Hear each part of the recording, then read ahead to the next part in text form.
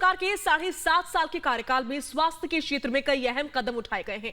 बात चाहे आयुष्मान भारत योजना की हो या फिर प्रधानमंत्री सुरक्षा बीमा योजना की, आम लोगों को ध्यान में रखकर इन योजनाओं की शुरुआत की गई। इतना ही नहीं, मोदी सरकार के कार्यकाल में अब तक 11 नए एम्स भी बन चुके हैं, जबकि 4 और एम्स का निर्माण कार्य अभी भी जारी है। स्वास्थ्य के क्षेत्र में बदलाव को बताती ये स्पेशल रिपोर्ट आपके सामने रखते हैं।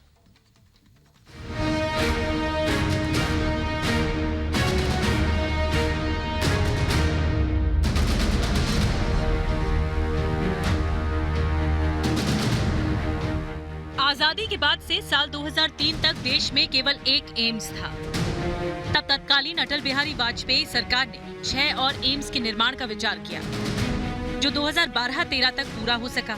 और जब से मोदी सरकार आई, 11 नए एम्स बन चुके हैं और संख्या बढ़कर 18 हो चुकी है। अभी 4 और एम्स का निर्माण जारी है। इससे एम्स की संख्या 2022 में 22 हो जाएगी। अगला लक्ष्य हर राज्य में कम से कम एक एम्स बनाने का है।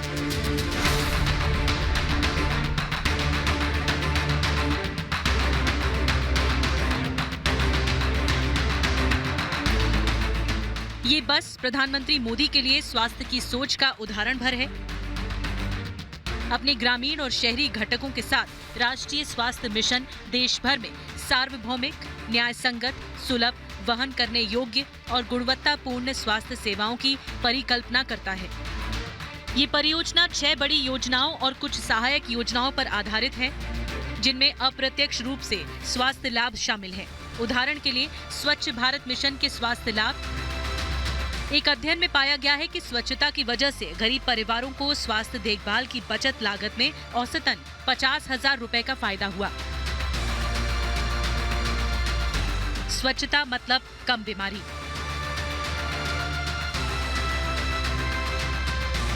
मोदी सरकार की निगरानी और सभी के लिए स्वास्थ्य पॉलिसी की वजह से मातृ मृत्यु दर में कमी आई।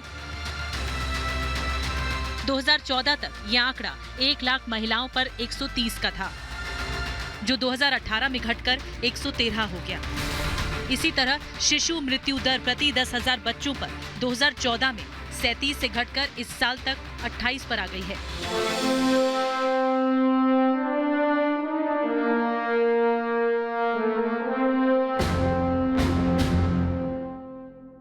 प्रधानमंत्री मोदी ने गरीबों और वंचितों के लिए एक प्रमुख स्वास्थ्य बीमा योजना शुरू की। आयुष्मान भारत हो, भारत आयुष्मान हो, आयुष्मान।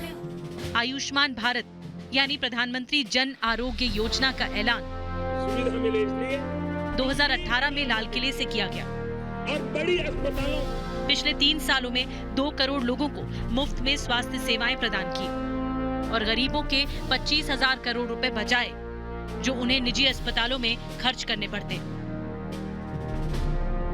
देश के गरीब से गरीब व्यक्ति को, सामान्य जन को आरोग्य की सुविधा मिले इसलिए गंभीर बीमारियों के लिए और बड़ी अस्पतालों में सामान्य मानवी को भी आरोग्य की सुविधा मिले, मुफ्त में मिले। और इसलिए भारत सरकार ने प्रधानमंत्री जन आरोग्य अभियान प्रारंभ करने का तय किया। आयुष्मान भारत मिशन के तहत रियायती स्वास्थ्य सेवाओं के लिए 22,000 अस्पताल पंजीकृत हैं, जिनमें से लगभग 10,000 निजी अस्पताल हैं।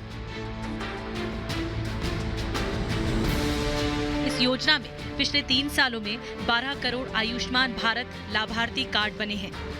इसका लक्ष्य अब हर साल 2 करोड़ अस्पताल और 50 करोड़ लाभार्थियों तक पहुंचाने का है।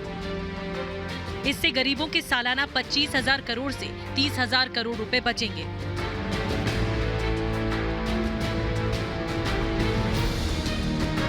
स्वास्थ्य को लेकर समग्र दृष्टि से देखें तो उज्ज्वला जैसी योजना, जो मोदी सरकार के पहले कार्यकाल में महिलाओं को मुफ्त सिलेंडर देने से शुरू हुई, जिसके अब 8 करोड़ लाभार्थी हो चुके हैं।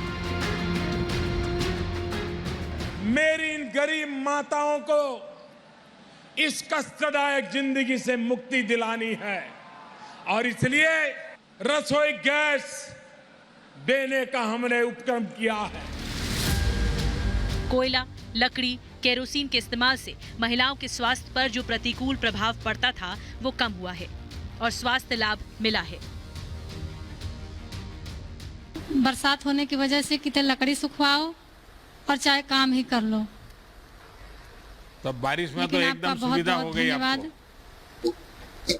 बहुत ज्यादा जब से आपने हमें गैस दिया है तब से मेरा समय की भी बचत हुई है और साथ में मैं खाना भी जल्दी से बना लेती हूँ। मुझे बहुत आसानी हो गई है सिलेंडर मिलने से। मैं अपना समय मिल जाता है, मैं सिलाई भी कर लेती हूँ, बच्चों के लिए भी टाइम निकाल लेती हूँ और अपने परिवार के लिए भी समय देती हूँ। सरकार ने अनिवार्य पेंशन और बीमा जैसी सोशल सिक्योरिटी स्कीम की तिकड़ी शुरू की।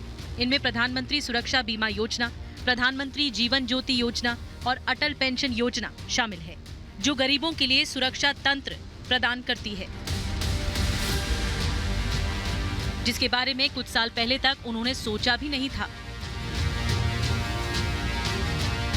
समानांतर रूप से आशा वर्कर्स के जरिए गरीबों को सरकारी डॉक्टरों से मुफ्त परामर्श किया जाता है।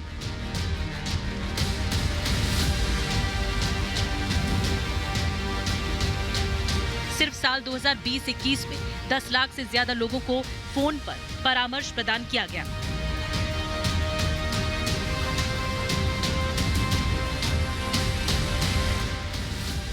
अब इसमें सबसे नई है आयुष्मान भारत 2.0। ये योजना का डिजिटल रूप है, जो हर नागरिक को बड़े पैमाने पर डिजिटाइजेशन के साथ फोन के एक क्लिक पर उसके स्वास्थ्य की जानकारी देगा। साथियों, आयुष्मान भारत डिजिटल मिशन अब पूरे देश के अस्पतालों के डिजिटल हेल्थ सॉल्यूशंस को एक दूसरे से कनेक्ट करेगा। लागू होने के बाद नवीनतम डिजिटल तकनीक के जरिए देश में सार्वभौमिक स्वास्थ्य तक पहुंचना एक वास्तविकता होगी और उसी वक्त पर इस उपलब्ध डाटा से सरकार को स्वास्थ्य को लेकर सही योजना बनाने में मदद मिलेगी। Bureau report, Republic Bharat.